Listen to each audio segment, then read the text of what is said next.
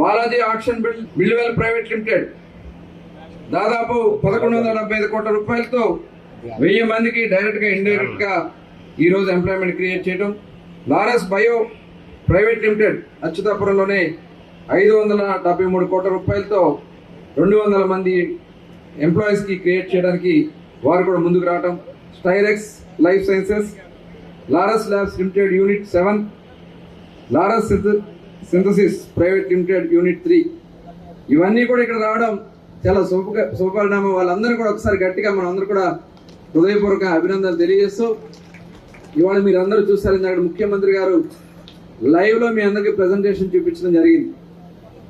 దానిలో వాళ్ళు కూడా చెప్పారు, మేము ఇంజనీరింగ్ చేశాం, ఏం చేయాలో తెలియనటువంటి పరిస్థితుల్లో మేము ఉన్నామని చెప్పి వాళ్ళు చెప్పారు. కానీ వాళ్ళు ఒక నిర్ణయం తీసుకున్నారు. అందుకనే అబ్దుల్ కలాం గారిది ఒకసారి మనం అందరూ కూడా చూసుకోవాలి. మనం కళలు కనాలి, ఆ కళలు సాకారం చేసుకోవడానికి మనం ప్రయత్నం చేయాలనేది అబ్దుల్ కలాం గారు చెప్పారు. దాన్నే గౌరవ ముఖ్యమంత్రి గారు కూడా అనేక సార్లు చెప్పడం కూడా జరిగింది.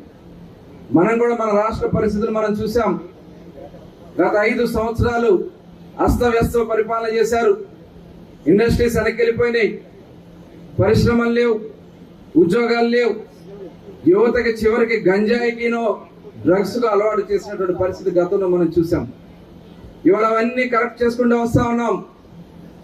ఒక పక్కన ముఖ్యమంత్రిగా చంద్రబాబు నాయుడు గారు, ఉప ముఖ్యమంత్రిగా పవన్ కళ్యాణ్ గారు, యువ నాయకుడు నారా లోకేష్ గారు, ఇవాళ ప్రధానమంత్రి నరేంద్ర మోడీ గారి సహకారంతో ఇవాళ అన్ని కార్యక్రమాలు చేస్తా ఉన్నాం. గతంలో మీ అందరికి గుర్తుంది, స్టీల్ ప్లాంట్ ని దాదాపు వెళ్ళిపోయే పరిస్థితి వస్తే తిరిగి మళ్ళీ ఇవాళ దగ్గర 11,000 కోట్ల రూపాయల స్టీల్ ప్లాంట్ కి ఇచ్చి నిలబెట్టినటువంటి ఘనత ఇవాళ కూటమి ప్రభుత్వం అనే విషయాన్ని కూడా ఈ సందర్భంగా మీకు గుర్తు చేస్తా ఉన్నా. అలాగే అన్ని ప్రాంతాలని, అన్ని జిల్లాలు కూడా సమూలంగా అభివృద్ధి పథంలో నడిపించడానికి ఉత్తరాంధ్రలో మరి వస్తున్నటువంటి పరిశ్రమలు ఒక పక్క, భోగాపురం ఎయిర్పోర్ట్ ఒక పక్క, పోర్ట్లు, మనకు ఉన్నటువంటి అద్భుతమైన సుదూర తీర ప్రాంతం ఉంది, అద్భుతమైనటువంటి పోర్ట్లు వస్తా ఉన్నాయి, ఎయిర్పోర్ట్లు వస్తా ఉన్నాయి. కనెక్టివిటీ పెరిగితేనే మనకి ఇండస్ట్రీస్ వస్తాయి. దానికి కారణం ఇదే ఒక నిదర్శనం. కాబట్టి భవిష్యత్తులో ప్రతి కుటుంబం నుంచి ఒక ఎంటర్‌ప్రెన్యూర్ తయారు కావాలి.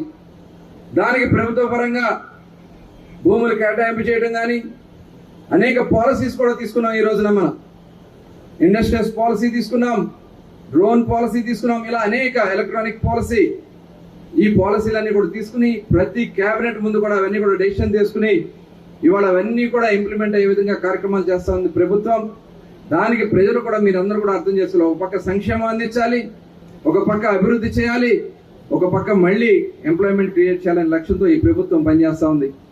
ఇవాళ చాలా అద్భుతమైనటువంటి కార్యక్రమాన్ని ఇవాళ ఏటీసీ టైర్స్ వాళ్ళు ఇక్కడ ఏర్పాటు చేసినందుకు మనస్ఫూర్తిగా మరొకసారి అభినందనలు తెలియజేస్తూ, మరిన్ని పరిశ్రమలు ఈ ప్రాంతంలో రావడానికి అందరూ కూడా కృషి